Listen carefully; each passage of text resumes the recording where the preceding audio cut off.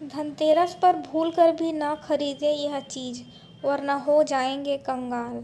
धनतेरस के दिन माँ लक्ष्मी और कुबेर जी का एक साथ पूजा किया जाता है और इसी दिन से दीपावली की शुरुआत होती है। माना जाता है कि धनतेरस के दिन कुछ भी सामान खरीदने पर उसका 13 गुना फल मिलता है। ऐसा माना जाता है कि इस दिन कपड़े, बर्तन, सोने चांदी इत्यादि खरीदने से घर में लक्ष्मी आती है, घर में बरकत आती है। तो हमने कल की वीडियो में देखा था कि किन वस्तुओं को खरीदने से घर में लक्ष्मी आती है।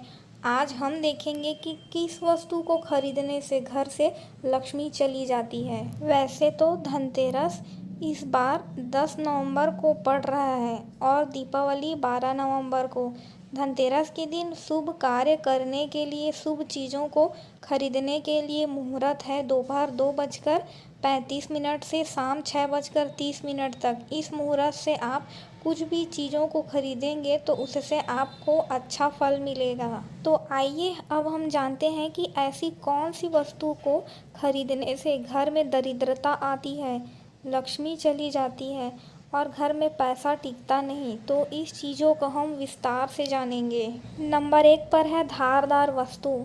धनतेरस को आपको भूलकर भी धारदार वस्तु जैसे कैंची, चाकू, छुरी, हंसिया या कुछ भी सामान जो धारदार है उसे चीज़ों को खरीदने से आपको बचना चाहिए। नंबर 2, काले रंग का सामान।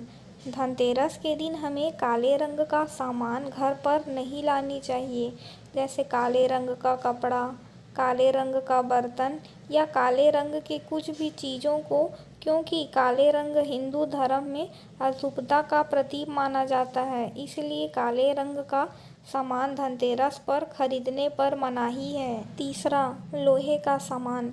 धनतेरस पर कोई भी लोहे का सामान घर पर नहीं लाना चाहिए, क्योंकि यह शनि का प्रतीक होता है। इस दिन घर में लोहे का सामान लाने से शनि ग्रह बढ़ता है। चौथे नंबर पर है कार।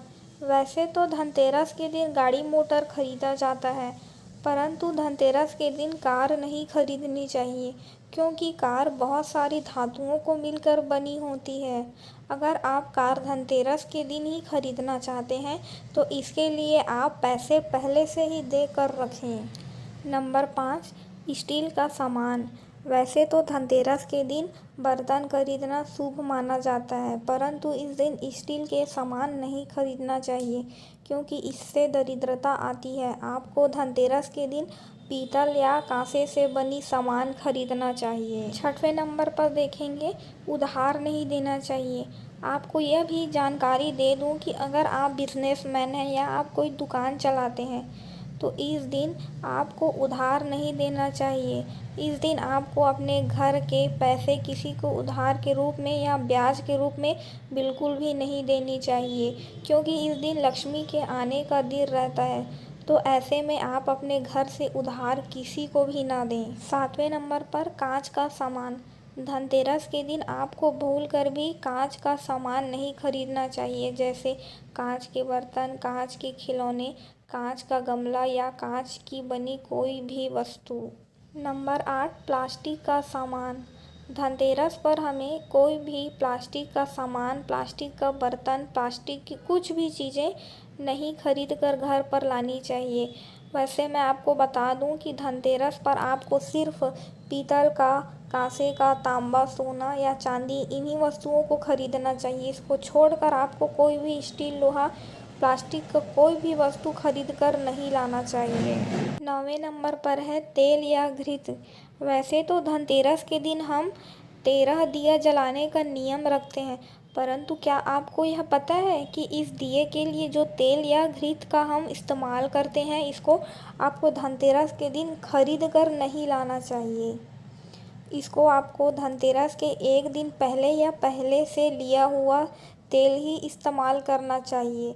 धनतेरस के दिन घी या तेल खरीद कर बिल्कुल भी ना लाएं। नंबर 10 पर खाली बर्तन।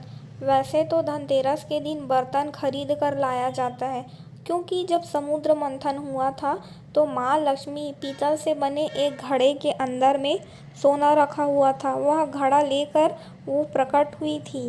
माँ लक्ष्मी श्री विष्णु जी का अवतार मानी जाती है, इसीलिए धनतेरस के दिन बर्तन खरीदने का मुहूर्त है। परंतु इस दिन आप जो भी बर्तन खरीद कर ला रहे हैं उसको खाली ना लाइए, उसमें कुछ भर कर ही, उसमें रख कर ही आप घर में प्रवेश करें।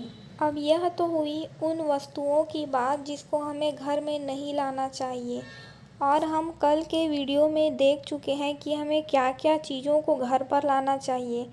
आज हम कुछ अधिक जानकारी के लिए देखते हैं कि धनतेरस के दिन आपको केले के पत्ते अपने घर पर मुख्य द्वार पर रखना चाहिए, और धनतेरस के दिन बहुत जगहों पर तोरण बनाने का भी रिवाज है। धनतेरस के दिन आपको अपने घर में मीठी चीज़ जैसे कि खीर, सेवई, पूरी या कोई भी ऐसी चीज़ बनाना चाहिए जो खाने में मीठी हो, और इस दिन घर का माहौल सकारात्मक रखना चाहिए।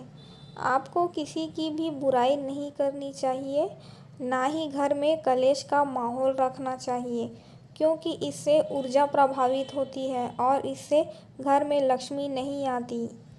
तो ये छोटी सी वीडियो आपको कैसी लगी मुझे ज़रूर बताएं। मेरे चैनल को अगर आपने अभी तक सब्सक्राइब नहीं किए हैं तो सब्सक्राइब कर लें।